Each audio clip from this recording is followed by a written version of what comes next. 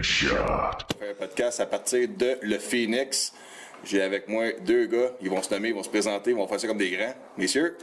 Renko. Moi, c'est Sébastien. Ouais, Tatou aussi. Ou Tatou. Ou Tatou, a.k.a. Tatou. Messieurs, on reprend un peu, là, je me rappelle même plus de qu'est-ce qu'on a parlé la première fois. Malheureusement, il y avait trop de vent. Ça, on a dû saboter le podcast puis recommencer. Puis là, nous, vous êtes plus, vous savez à quoi vous attendre. Fait que je veux savoir un peu comment que ça a commencé, toute cette histoire-là. Oui, ben c'est parti vraiment d'un livreur de fruits et légumes qui avait vu un autre de mes chandails dans le fond de notre équipe de paintball. Puis après ça, il nous a dit vous pratiquez le paintball? Je dis oui. Il dit venez voir en arrière de chez nous. De quel chandail t'avais? La Seven Ghost. Seven Ghost, OK. Ouais. Puis dans le fond, il voulait voir, il voulait savoir si on jouait vraiment souvent. Puis on lui dit on joue à peu près aux 2 semaines. Il nous a dit venez voir en arrière de chez moi, en arrière des serres où ce qui était. Puis il y avait un terrain de paintball aménagé là, que son beau-frère dans le temps avait fait. Là. OK. Puis quand on est allé visiter ça, bon, c'est parti d'une blague. Là, hein, on se En chum. Ouais, en chum. On se partit un terrain de paintball, puis on a commencé à s'occuper tranquillement d'un petit terrain de paintball là, avec des chums aux 2 semaines. Là. Puis le monde a commencé à nous connaître, on a commencé à grandir, à devenir le Phoenix. Puis là, après ça, ben. Ça a tout été apportant le nom, là, le Phoenix? Le Phoenix. Ouais, Le Phoenix, a depuis du début parce que le terrain là-bas, on y renaîtait de ses cendres. Fait que c'est de là l'historique du Phoenix qu'on a voulu garder. Bonne idée, ouais. Puis c'est pour ça qu'on a gardé le Phoenix tout le temps. La même chose depuis qu'on est arrivé ici. Attends, avant d'arriver à dire qu'on est arrivé ici, c'est quoi qui a amené, justement, Ouais, ben la c'est ça. transition au déménagement? C'est une petite niaiserie qui a fait qu'un voisin s'est plaint un peu de savoir qu'on jouait dans le bois au paintball en chum. Oh, t'es jaloux? Ouais, bon, on va avoir sûrement ça. Puis ça a fini que le ministère de l'Agriculture s'en est mêlé parce que c'était une zone agricole. Ouais. Nous, on donnait une redevance pareille au propriétaire là, parce qu'on utilisait quand même son terrain. Puis on a cherché un autre terrain parce que moi, j'avais des activités qui se faisaient quand même fréquemment au terrain. Fait que je voulais garder un terrain pour garder mes activités. Puis c'est ici qu'on a vu l'adrénaline paintball. J'ai contacté le propriétaire puis qu'il nous a fait un très bon deal. OK. On dit ça parce qu'il est là. Attention, parce qu'il est là et il écoute. Mais sinon, on a commencé à faire ça depuis le mois d'août l'année passée, 2017. OK. Puis depuis le mois d'août 2017, on est ici, à Franklin. Ouais. Bye bye wife, bye bye life. Ouais. Puis, ça l'arrête pas. Là. OK. Toutes les fins de semaine, on a des activités, que ce soit dans le airsoft, le paintball. On se tient. Airsoft et paintball. Ouais. Il n'y a pas de guerre entre les deux, là? On essaie de les tenir le plus éloigné possible, mais non, il n'y a pas de guerre entre les deux. On essaie de briser la barrière Ouais. entre les deux, que ce soit le paintball ou Airsoft. Le but du jeu il reste le même. C'est juste les marqueurs qui sont différents. Ils sont comme les moments qui disent donnez-vous la main, là, puis tu sais, vous êtes des amis à cette heure, mais ça marcherait pas aussi facile que ça, c'est ça? Ben, c'est comme moi j'ai un Ford, moi j'ai un Dodge, moi il est meilleur que le tien, moi je pèse plus fort que le tien. C'est ça, ça a longtemps été ça. OK. Puis on essaie de casser ce moule-là. C'est quoi qui fait la différence entre les deux, entre l'Airsoft? Parce que là, vous autres, les deux, vous le voyez, ça. C'est quoi qui fait la différence entre les joueurs d'Airsoft et les joueurs de paintball? Tu sais, du style de jeu, de comment ça a commencé, Ben, comment tu différencié les deux? Il y a toutes des différences sur l'engagement par rapport au Airsoft. OK. Paintball, c'est quoi? Paintball, c'est un gars qui vient ici, qui... Ouais. Ben, nous, on a des locations. C'est plus facile de faire des locations pour le paintball que l'Airsoft. L'Airsoft, c'est quand même des petites machines qui ont besoin de plus d'attention, vu que c'est de l'électronique, ces choses-là. On dirait que c'est des poules de luxe, quoi? Wow. Tu peux pas dire ça, hein? Non. Non, Je peux pas le dire, mais ouais, c'est pas mal ça. C'est souvent des... ils savent plus qu'est-ce qu'ils veulent, là, tu sais. OK. Mais c'est plus touché. OK. Mais c'est parce que ça a commencé que le Airsoft, c'était plus des gangs d'amis qui faisaient ça dans un boisé, underground. Il n'y avait pas de marché pour eux autres. Il n'y a pas d'association pour eux autres dans le temps. Fait que les joueurs ont commencé à porter leur propre bille, puis le propre équipement. Il n'y avait pas de magasin en tant que tel. Puis là... Depuis 2 ans, il y a eu une éclosion là-dedans. OK. Que l'Airsoft est pris en popularité, puis il y a beaucoup de terrains. Puis de transfert de joueurs, là. Il y a beaucoup de joueurs qui sont partis du paintball par au Airsoft pour 60 raisons différentes. Ça peut être simplement c'est quoi de nouveau, ça peut être parce que leur chambre sont là-dedans, puis tu veux suivre parce que tu veux faire partie d'un squat, un team. Il y a beaucoup de terrains aussi commerciaux dans le paintball qui ont amené la mentalité que plus de montrer les prix tout le temps aussi de la balle. Ça vient que les gens ils trouvaient moins ça abordable pour faire des activités. Là. C'est quasiment plus cher qu'une game de golf.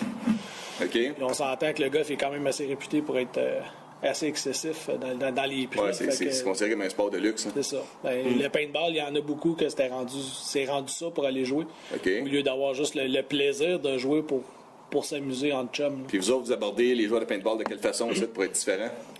À la base, nos prix sont plus bas que tous les terrains. Okay. Ouais, j'ai pas trouvé ben de terrain. C'est avantageux parce que vous êtes économique. Ouais. OK. L'accès à la place, comment c'est?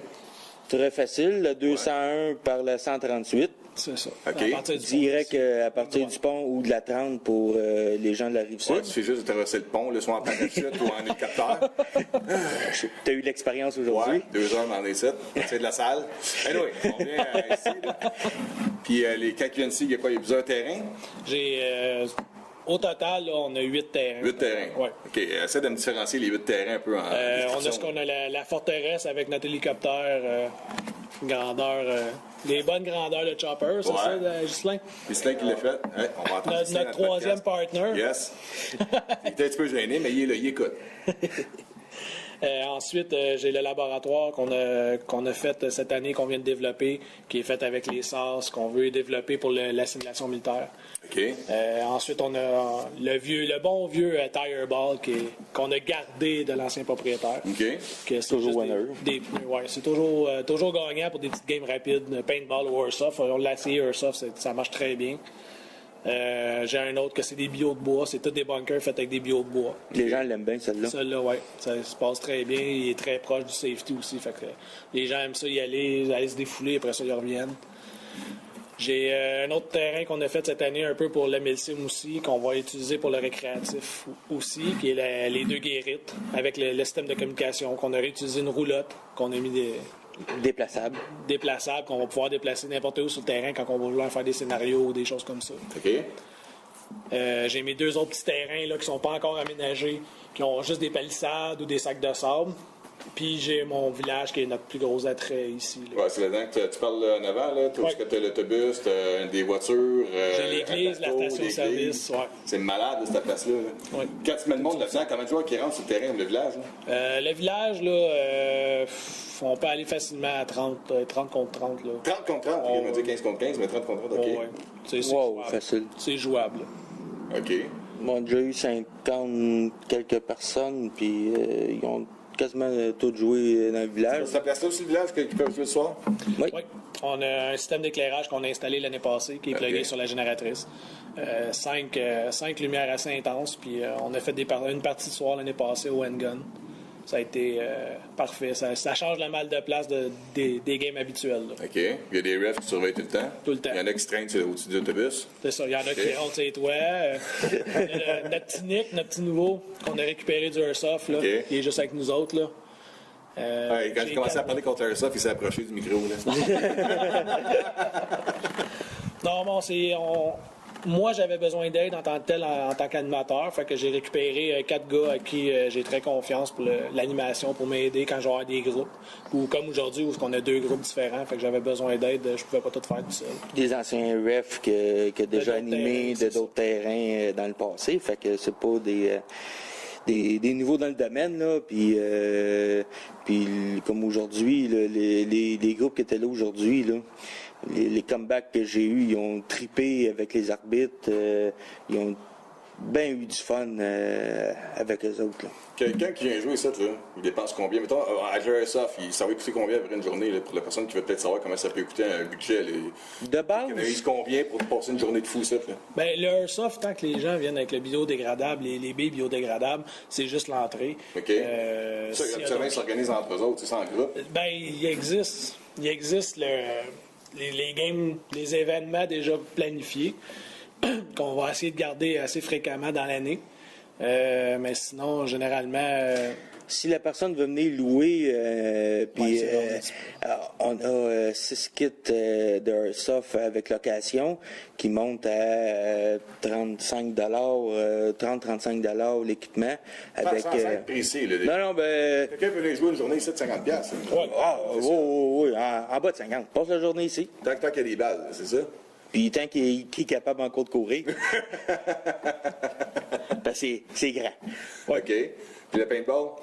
Le paintball... c'est différent, c'est pas même l'équipement. C'est sûr qu'on fournit les billes, on fournit dans le paintball un peu plus. Les gens ont plus été habitués à ça. Mais en entour encore de 50$, une personne qui ne tire pas beaucoup, qui tire un sac, mettons, généralement, là, en entour de 50$ aussi, là, à avoir sa journée. Si ça attire un peu plus, c'est sûr qu'on peut aller à l'entour de 70$. Là. Mais il n'y a rien en haut de 100$, ça, c'est sûr. OK. Puis même, je pense, tu parlais l'autre fois, je t'ai entendu, tu peux même regarder si les clients veulent un traiteur. Oui, on a un système de traiteur elle nous prépare des petites boîtes à lunch. Là. Vous pouvez voir sur notre page Facebook, justement, on a mis des photos de qu'est-ce qu'il y en est là, quand on commande des boîtes à lunch. Puis à date, ceux qui se sont servis de ça, ils ont été rassasiés. Là. Ils en ont trop pour le prix qu'on charge. OK. Puis on parle d'alentour de 5 à 10$ dépendamment de ce que les personnes veulent dans leur boîte à lunch. Ils sont pleins. Oh, il y a du stock. Puis ça fait différent que tout le temps des maudits hot dogs. Puis, mais en même temps, je pense pas loin, il y a des restos. Tu me parlais l'autre fois aussi. Il y a des nous, on fait vraiment affaire avec la taverne de la ferme, qui est dans le village. Tu t'es rappelé du nom? Oui, c'est ça. Ça s'en est rappelé. De quoi tu parles? C'est une personne avec qui on travaille dans le village. Eux autres, ils vont fêter leur première année cette année, au mois de juin, que j'ai vu. Ils vont faire justement un party bientôt. Puis ça commence à gagner en popularité dans le village. Puis nous autres, on y va. On conseille aux gens, s'ils veulent une bonne bière, une bonne bouffe, après jouer au paintball, là, c'est la place où aller. On sort de là gagnant. OK, good. Puis à part de ça? Il y a les habituels, Tim Hortons, il y a un Subway, il y a une petite cantine à patates dans le village, en Mustang. Puis il y a toujours aussi le motocross, que cette année, ils rouvrent beaucoup plus souvent, ils ont une cantine, hot dog, hamburger, puis il est juste à côté. C'est nos voisins directement. Parce que tu vas sur le terrain, tu cours la journée, l'appétit maintenant grandit. C'est ça. Ouais. OK. Faites-vous des journées événements, des thématiques, de quoi par ça, ou vous pensez en faire sans dire toute l'information? Il fait des grimaces, il veut pas te dire. Moi, je suis là pour te suivre l'information. C'est sûr, on mise beaucoup sur toucher un peu à tout, le récréatif, autant que les événements Milsim. On attire les petits guerriers dans le Airsoft. Les petits guerriers Airsoft. Parlant de ça, les petits guerriers, on n'a pas touché à ça encore, mais... Jean-Luc, ça va faire maintenant 2 ans qu'on fait affaire avec lui depuis ses débuts, en fait. Puis lui, il a créé, comme on l'appelle tout le temps, le monstre dans le Airsoft. Mais c'est d'avoir toujours un parent avec un enfant, un mineur, entre 12 et 16 ans, 17 ans, dépendamment. Des fois, il va jusqu'à 18 ans, mais je sais qu'il tolère quand même plus 16-17 ans. Là. Puis il se promène de terrain en terrain aux semaines ou 2 semaines, dépendamment des activités qu'il y a.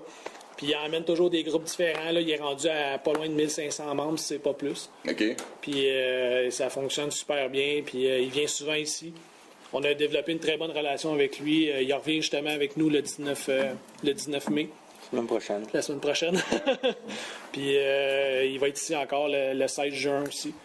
Puis c'est un bon monsieur, puis c'est vraiment le fun de voir ce qu'il a développé avec les jeunes, parce qu'on voit des jeunes qui ne pouvaient pas jouer sur les terrains, parce que l'Airsoft, c'était 18 ans et plus généralement. Fait que les jeunes ne pouvaient pas jouer sécuritairement.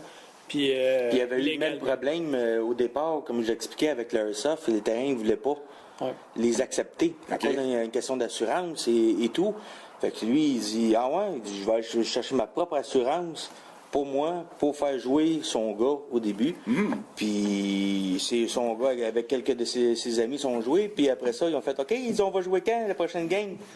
Fait qu'il s'est comme pogné dans son propre piège, puis il a rendu à 1500 joueurs plus tard.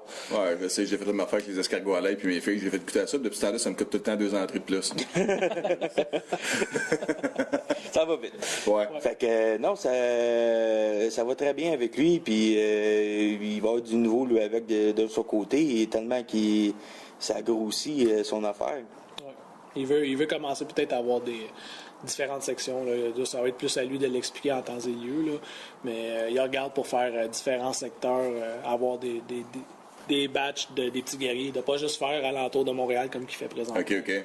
Dans le coin de Sherbrooke, il y a eu des demandes. On a eu récemment le Eastern Conflict. Le Eastern Conflict, oui. Okay. Fait avec...